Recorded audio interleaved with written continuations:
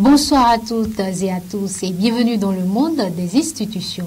Le Bureau du Programme des Nations Unies pour le développement au Bénin a obtenu en 2020 la médaille d'argent dans le cadre du processus Gender Equality Seal, grâce à son engagement en faveur de l'égalité de genre et de l'autonomisation des femmes à travers ses différents projets et programmes. Le programme de certification de la promotion de genre ou Gender Equality Seal est un label initié par le PNUD au niveau mondial pour en finir avec les discriminations liées au genre. C'est un processus de certification qui permet de reconnaître la bonne performance des bureaux dans les différents pays au niveau des résultats de promotion de l'égalité des sexes. Le processus de Gender Equality Seal a démarré depuis 2013 et est lancé chaque 2 ans afin de permettre à tous les bureaux pays désireux d'y participer de se faire évaluer pour mieux se doter d'outils pour se renforcer. La certification pour l'égalité des sexes établit des normes minimales et dispose de 44 indicateurs à vérifier avec des évidences pertinentes dans 7 domaines clés, à savoir les systèmes de gestion, les capacités internes en matière de promotion du genre, l'environnement de travail favorable, la gestion des connaissances, les programmes, projets, les partenaires, les résultats et les impacts. À l'issue du processus, des médailles d'or, d'argent et de bronze sont attribuées au bureau du PNUD évalué sur la base du pourcentage des points de référence satisfaisants obtenus. La médaille d'or est l'objectif visé par le bureau du Bénin pour les phases à venir. La Banque mondiale débloque un financement additionnel pour le projet régional d'accès à l'électricité hors réseau en Afrique de l'Ouest et centrale. Le Conseil des administrateurs de la Banque mondiale a approuvé aujourd'hui un financement additionnel de 22,5 millions de dollars pour le projet régional d'accès à l'électricité hors réseau, sous la forme de subvention de l'Association internationale de développement IDEA ainsi que du Fonds pour les technologies propres CETF.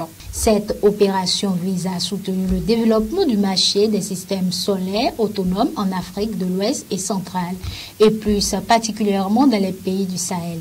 Elle complète l'opération approuvée en avril 2019 financée à hauteur de 150 millions de dollars par l'IDEA et de 67,2 millions de dollars par le CTF.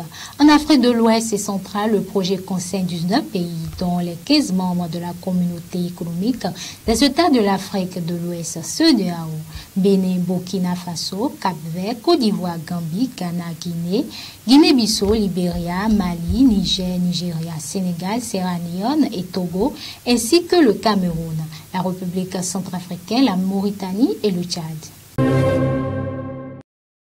L'Organisation des Nations Unies pour l'alimentation et l'agriculture FAO, en partenariat avec le Fonds international de développement agricole FIDA et le gouvernement du Bénin ont lancé un nouveau projet pour soutenir les petits exploitants agricoles béninois pour leur permettre d'adopter une gestion durable de l'eau et des pratiques agricoles axées sur la nutrition. L'atelier de lancement du projet a regroupé jeudi 11 mars 2021 à Cotonou, en présentiel et en virtuel sur Zoom, des acteurs intervenant dans le secteur agricole au Bénin, des cadres des ministères en charge de l'agriculture, les universités, les partenaires techniques et financiers et les experts du FIDA et FAO. Présenter officiellement le projet aux acteurs du secteur agricole et recueillir des informations contextuelles précieuses qui guideront la mise en œuvre du projet. C'est l'objectif général de l'atelier de lancement du projet, accroître la productivité de l'eau pour une production agricole durable, à la nutrition et amélioration de la sécurité alimentaire. Pour le directeur pays du FIDA, représenté par le chef projet PADAM, Olivier Serge Akbovo, ce projet conjoint de la FAO et du FIDA fournira une occasion supplémentaire de soutenir les stratégies et les efforts du gouvernement du Bénin pour l'amélioration de la nutrition, la sécurité alimentaire et la résilience. Il appuiera les efforts du FIDA au Bénin avec une communication sur les projets. Financés pour une durée de 3 ans à hauteur de 2 millions de dollars américains, soit environ 1,1 1 milliard de francs CFA est intitulé Accroître la productivité de l'eau pour une production agricole durable, sensible à la nutrition et à l'amélioration de la sécurité alimentaire. Ce projet cible entre 600 et 1000 petits exploitants agricoles, de 200 à 300 agents de vulgarisation, superviseurs de terrain, décideurs et techniciens dans 6 pays pilotes. Il s'agit du Niger, du Rwanda, du Mozambique, du Bénin, de l'Égypte et de la Jordanie. Amnesty International Bénin a procédé vendredi 12 mars 2021 à la validation d'un projet, avant-projet de loi sur la protection des personnes atteintes de l'albinisme au Bénin. Ceci dans le cadre du projet de mise en place d'un observatoire pour la surveillance des violences des droits des personnes albinos et travailleurs de sexe. À travers 2 ateliers organisés à l'Infosec à Cotonou, Amnesty International Bénin a convié les associations bénéficiaires du projet aux travaux d'amendement et de validation de 2 avant-projets de loi sur la protection des travailleurs de sexe et des albinos. Financé par l'ambassade de France, le projet vise à renforcer la protection des droits humains des cibles. Ainsi, après la validation de l'avant-projet de loi sur la sécurisation de travail des professionnels de sexe, il a été procédé à la validation de l'avant-projet de loi sur la protection des personnes atteintes de l'albinisme en République du Bénin. Selon le directeur exécutif pour l'intérim d'Amnesty International Bénin, Dieudonné Dagbeto, la rédaction des 2 avant-projets de loi vise à renforcer la protection des droits humains des cibles du projet qui demeure toujours stigmatisées et marginalisées dans la société, ceci afin de réduire leur vulnérabilité. Le Tchadien Mahama Saleh Anadif, âgé de 64 ans, se donnera le 1er avril son poste Bamako de représentant spécial et de chef de la MINUSMA au Mauritanien El Gachim Wen et occupera à compter de cette date celui de représentant spécial, chef du bureau des Nations Unies pour l'Afrique de l'Ouest et le Sahel basé à Dakar. Natif Darada, ancien ministre des Affaires étrangères et ex-secrétaire général de la présidence sous Idriss Déby Itno, Anadif dirigeait la MINUSMA depuis un peu plus de 5 ans. Un exercice complexe et exposé pour lequel il n'aura pas démérité son action, étant régulièrement salué tant par les partenaires extérieurs du Mali que par la classe politique locale. À Dakar, Anadif succédera au diplomate Ghanéen Mohamed Ibn Chambas, 70 ans, ancien secrétaire exécutif de la CEDEAO qui depuis 6 ans a eu à gérer des crises électorales Togo, Guinée, Côte d'Ivoire avec des résultats mitigés.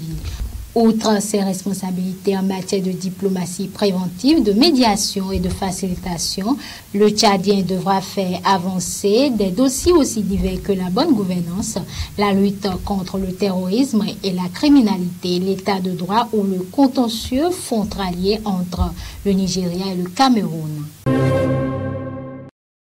Le Conseil de sécurité de l'ONU a réclamé vendredi dans une déclaration approuvée à l'unanimité le retrait sans plus tarder de toutes les forces étrangères des mercenaires de Libye. En saluant la validation mercredi par le Parlement du nouveau gouvernement unifié, le Conseil de sécurité appelle au plein respect de l'embargo des Nations Unies sur les armes par tous les États membres conformément aux résolutions pertinentes du Conseil de sécurité. Cet embargo imposé depuis 2011 est violé régulièrement depuis des années selon les experts de l'ONU chargés de son contrôle. Le prochain rapport annuel est attendu dans les jours à venir. Dans le passé, ces experts ont notamment dénoncé la présence en Libye de mercenaires russes, de troupes turques et de groupes armés composés de Syriens, Tchadiens ou Soudanais.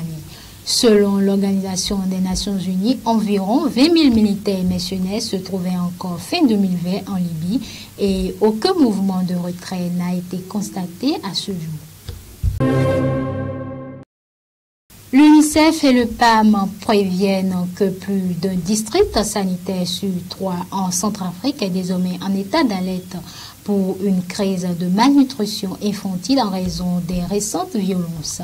Au moins 24 000 enfants de moins de 5 ans repartis dans 14 des 35 districts sanitaires de la République centrafricaine sont à risque de malnutrition aiguë sévère suite à la récente flambée de violence dans le pays, ont annoncé UNICEF et le Programme alimentaire mondial.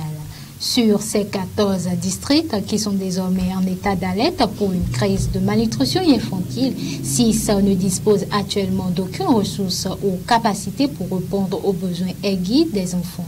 Les 2 agences des Nations Unies ont également noté que la violence et l'insécurité exacerbent les déplacements de population, entravent l'accès humanitaire et provoquent une hausse des prix des denrées alimentaires. Cela s'ajoute à l'impact négatif que la pandémie de Covid-19 continue d'avoir sur la sécurité nutritionnelle des enfants dans le pays.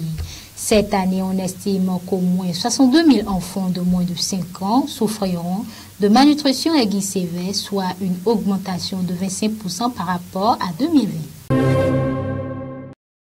Mesdames et messieurs, et voilà qui met un terme au monde des institutions. Bonne soirée à tous.